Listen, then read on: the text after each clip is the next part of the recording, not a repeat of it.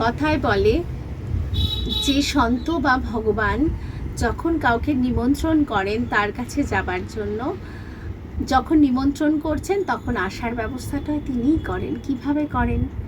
এরকমই একটি ছোট্ট ঘটনা বলবো আজকে। 30 নম্বর অধ্যায় সচ্চরিত্রে বনির কাকাজি বৈদ্যের ঘটনা। বনি বলে একটি গ্রাম আছে মহারাষ্ট্রে।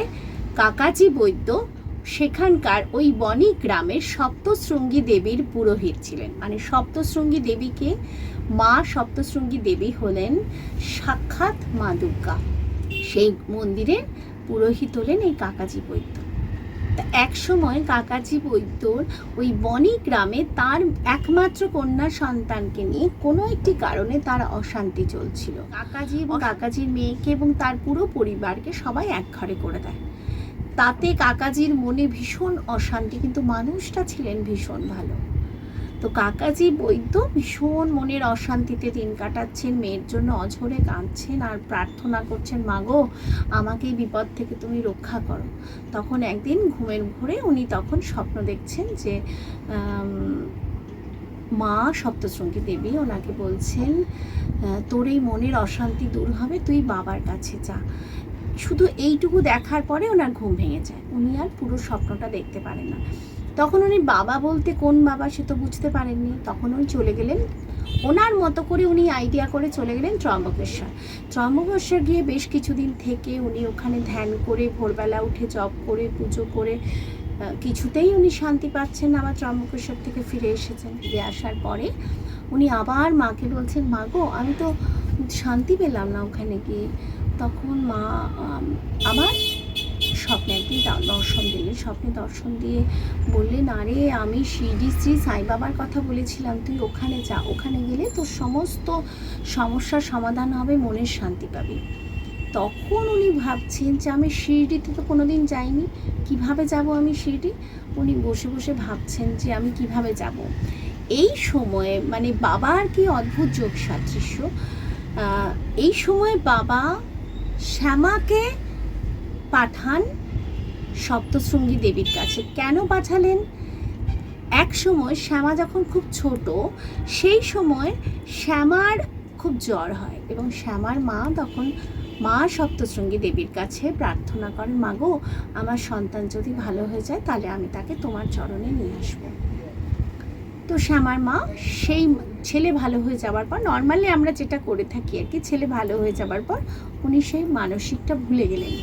তার বেশ কিছুদিন পরে আবার ওনার মানে শ্যামার মায়ের বুকে দাঁত হয়। সেই দাঁত থেকেও রক্ষা পাওয়ার জন্য উনি আবার কামনা করলেন, মাগো আমি যদি ভালো হয়ে যাই তাহলে আমি তোমায় 2টো রূপস্থান অর্পণ করব।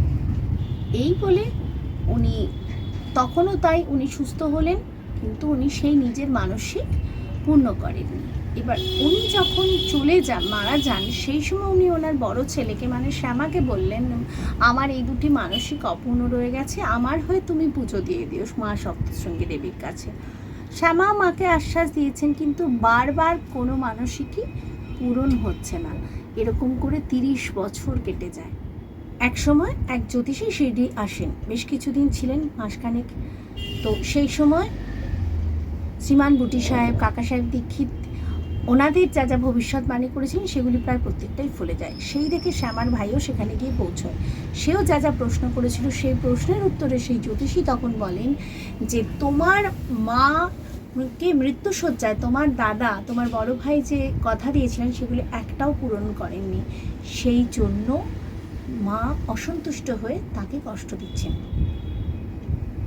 সেই শুনে শ্যামা ভাবলেন, সত্যি তো আমি তো এই মানসিক মাকে কথা দিয়েছিলাম, পূর্ণ করিনি, আমার খুব তাড়াতাড়ি মা সপ্তশৃঙ্গী দেবীর কাছে যাওয়া উচিত, দেরি করা বিপজ্জনক হবে ভেবে সে কী করলো, মা সপ্তশৃঙ্গী দেবীর কাছে না গিয়ে 2টো রূপস্থান তৈরি করিয়ে দ্বারকা মাইতে বাবার কাছে চলে গেল। বাবা দেখে বললেন, এগুলো এখানে কেন এনেছো? আমি এগুলো তো তোমার নিয়ে যাওয়ার কথা মা সপ্তশৃঙ্গী দেবীর কাছে। তখন সে তাড়াতাড়ি করে বনি বললে, তুমি বনিগ্রামে চলে যাও। বনিতে গিয়ে সরাসরি বনিগ্রামে গিয়ে যখন ওই মন্দিরে পুজো দিলেন, তখন ওই মন্দিরের পুরোহিত কাকাজি বৈদ্য, এবং কাকাজি বৈদ্যর সঙ্গে তার কথা হয় যে উনি শিরডি থেকে এসেছেন। শিরডি থেকে এসেছেন শুনেই কাকাজি বৈদ্য তো খুশিতে, মানে তার খুশিতে তখন সে মানে আত্মহারা। কি করবেন, মানে সিঁড়ি থেকে এসেছেন, মানে ওনার যাওয়ার রাস্তাটা তখন পরিষ্কার হলো। তখন উনি পুজো দিয়ে, মন্দিরে পুজো দিয়ে শ্যামাকে তার বাড়ি নিয়ে গেলেন। ওখানে যথেষ্ট আদর আপ্যায়ন করেন। করার পরে শ্যামা এবং কাকাজি বৈদ্য সিঁড়ি আসেন দুজনে। সিঁড়ি আসার পরে বাবার কাছে যেতেই, বাবার সামনে যেতেই, বাবাকে দর্শন করে মনে কাকাজির চোখ দিয়ে অঝরে জল পড়ছে।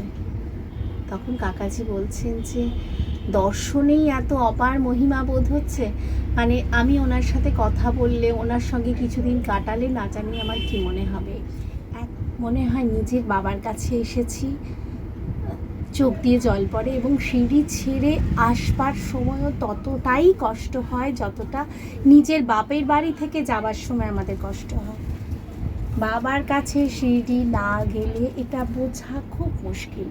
কিভাবে বাবা কাকাজি বৈদ্যকে ডাকলেন তার কাছে, কিভাবে শ্যামাকে পাঠালেন, দুজনকে মেলালেন, এইভাবেই বাবা সমস্ত কিছু মানে এত সুন্দর করে সাজিয়ে তৈরি করে দেন, ব্যাকসাইড থেকে কাজ করেন। এটা স্টিল এখনো অবধি এইভাবেই চলছে। কিন্তু এটা তো আমরা বই পড়ছি, আজ থেকে প্রায় 150 বছর আগেকার ঘটনা পড়ছি, কিন্তু আজও চলে যাবার পরেও যে তার অস্থিগুলো কথা বলে, এই হচ্ছে তার প্রমাণ। ওম সাইরাম।